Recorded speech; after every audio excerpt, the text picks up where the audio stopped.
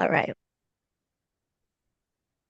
Good evening, good morning there, folks. You're listening to It Came From the Radio, and I am Dr. Feldy. As you know, I'm here with Joseph Munisteri, aka Butterflies in Space Joe.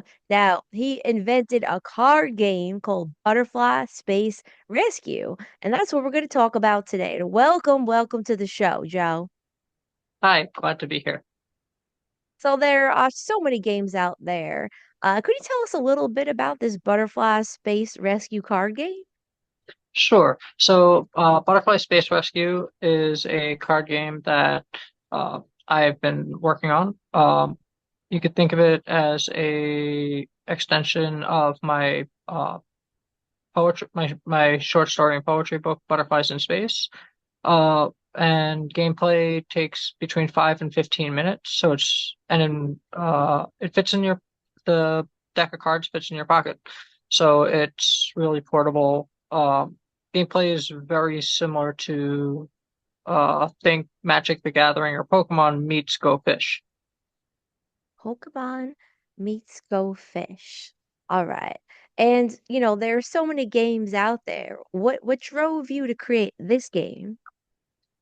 So it was a combination of my love for science and space, as well as my love of storytelling. And back in 2022, I was experimenting with AI, and had created a bunch of images around my poetry book and short story, and was writing some additional short stories out of those. And I just had so much left over images. I was like, what can I do with this? And then I was like, I'm going to create a card game. And so turned into that. Uh, So please, could you tell us a little bit about this short story, Butterflies in Space, and how it connects to the game, the storyline? yeah. So Butterflies in Space, the Earth is gone, and in its place are all these butterflies, and there are different ideas of things that could be or have been. Um, so different, like it's basically a bunch of bubble universes of ideas. And after the uh that story, um, but before the card game story, there was a short 8-piece series called the Butterfly Space Opera. And that kind of ties the Butterfly Space Opera kind of ties the card game to uh the short story Butterflies in Space. Wait, did you say Butterfly in Space Opera? Yes. Wait, sorry, what? Is there an opera, like opera singers? Like what's that all about? So it's both, yes, a opera. It has opera singers. It also has a ballet, and it's a space opera. All three of them. What? I didn't see this on your website. I didn't see anything I about a haven't butterfly opera. I haven't posted it on the website yet. But it's definitely out there. You just gotta find it. But I All will be right. posting it on the website as well. All Um, right, I gotta see this. I can't even I can't even imagine what it will be. I'll have to wait. All right, sitting on bated breath. All right, so how did Butterfly Space Rescue, how does this differ from other card games like Go Fish and like Pokemon, and what makes it so unique? well, it's fast paced, so 5-minute gameplay. You don't really see that very often. It's also great for entry level people who want to learn how to play card games. So it teaches that basic game mechanics that you'd see in games like Pokemon or Magic the Gathering, which if you're a new player to Pokemon or Magic, um, it's really overwhelming uh, for new players. So this is a great, easy way to teach those card game mechanics. All right. Now, can you play this by yourself if you're a little antisocial like solitaire, or do you need a secondary player? Um, well, you need a second player, but I am porting it over to into Tabletop Simulator, which is a uh, video game that you're able to play against computers and AI. So you'll be able to play the game on both against a computer or against people online once I've finished figuring out how to port it over. But I've gotten some significant progress on that. So yes. I do have one friend. We do cold plunge, we do sauna, and whenever we finish, just like clockwork, he's playing solitaire. So maybe I could switch him over to some butterfly game and some opera. I'll be hearing opera from the other room and butterflies. I don't know. Did they chirp? Did they croak? Did they bark? What do butterflies do? Is there a sound that they make? Not really. Um, Butterfly sound flap, effects? Wing wing, flaps? yeah, wing flaps. All right, so moving on to our next question. How does the demo events at various conventions, events at the card and hobby shops tie into this launch of this game? And what can attendees expect when they participate? So it ties into the game and the launch of the game because well, you get to a sneak peek at it, so you get to play it early and give feedback because everything with game designing from what I'm learning is it's a lot of play testing. You know, the first version of the game is not the final version of the game, and that's something that I learned very early on. That so through playtesting and getting hearing feedback through others, I've been able to really improve it and increase and create better gameplay. Also, in addition to the perks of being able to see and play the game early before its release, is that I'm also doing this thing where I've reached out to Blue Origin, which is Jeff Bezos's space company. And they have this program called Club for the Future, and they're willing to send postcards to space. So I have some postcards where people can put a return address on it, and on the backside they can write messages of hope or inspiration or motivation, or do art or drawings or whatever, and then they're able to give them to me, and I'll be sending them to Blue Origin, which will then fly them up into space on one of their rockets, and then mail them back to everyone. So, So question. So, when they go in space, what's the final destination? Do they just stay in the rocket and float around space? Do they drop them and litter them out to Saturn, Uranus, different planets? Where do no, they they go? go. So they when the rockets come back to Earth now. So when they come back, they're on that capsule that comes back to the part that comes back to Earth. All right, so they stay in the rocket. They don't get to go outside and, Right. maybe like stretch their legs a little bit, get a manicure, go No. swimming or something. They stay there and then they come back. Yep. And Yeah, then that's right. they get stamped that they were space flown, and then they get mailed back to everyone. I had a very jealous husband a while back, and that's exactly how he would send me on vacation. He said, "You want to go on vacation? Okay, you can go on a rocket plane, but you can't step a foot off the plane, and then you got to come right back." And we did that for a few years, but I got kind of tired, and that's why I just stay in the office doing my procedures. Anyway, next to the next question, back to you. The game is described as being collaborative and rich in lore. How does storytelling play a role in the gameplay? So each that goes back to that whole story with the where I was using piggybacking back and forth off of my short story Butterflies in Space, and using AI to create images. And so I was using those images to create even more stories and write stories around the images that I would generate. And so each image has a story around it, and just right off the bat, there from like the names, even the names of some of the cards, like Moon Explorers, there's or Caterpillar Queens.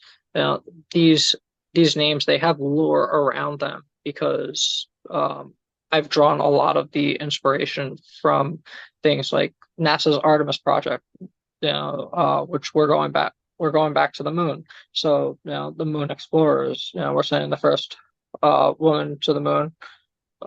That's one thing that one of the goals of NASA's Artemis project. It's really interesting, yeah, that aspect. And then I'm also adding elements of mythology into it, that also tie back into my stories. And then it'll be really interesting too to see what other people come up with as the game comes out and seeing what lore people think of as well. So we'll Hmm. make it really interactive, building a community. And thanks to AI, you could probably go real out there in ways you couldn't do 10 years ago, even 5 years ago with the graphics and the imagery, right?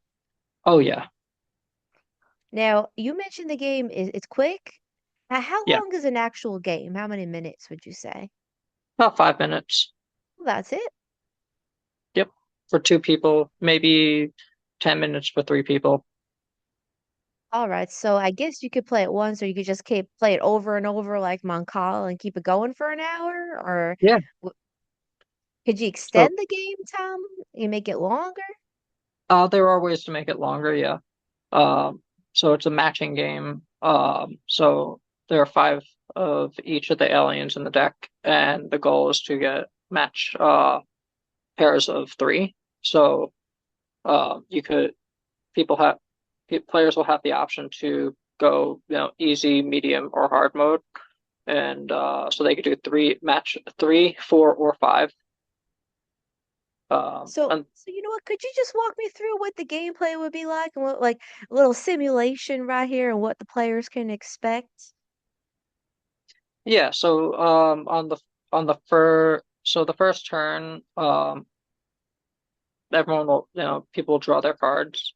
So people at the game start, people draw their cards. Then on the first turn, the first player is going to draw their card. They're likely going to play a alien card and a spaceship card, and the spaceship's going to pull out another alien. So now they're going to have two aliens. Then round two, then the second player's turn is going to happen. They're probably going to do that same thing, but they also might play some hazard cards. And those hazard cards can really change the game. And each of the aliens also have effects. So some of the aliens might change the entire course of the game and might completely wipe out the other player's planet. And then, it could go back and forth like that until one player has three of the same aliens and one spaceship. All right. I'm gonna have to see this for myself. Now, I heard through the grapevine you and your game participate in the 2024 NASA International Space Apps Challenge called Hackathon. What the heck is that? So the NASA Space Apps Challenge is a hackathon, which is a Yeah. hackathon is a Looking up. it's kind of a play on words because it's not it I mean it's hacking, but it's not hacking. It's taking you know, coming up with ideas. So during the NASA hackathon, I'm going to be staying awake for 48 hours straight, and I'm going to be trying to find a way to incorporate. So it's a contest, and so everyone participates is going to stay awake for that 48 hours.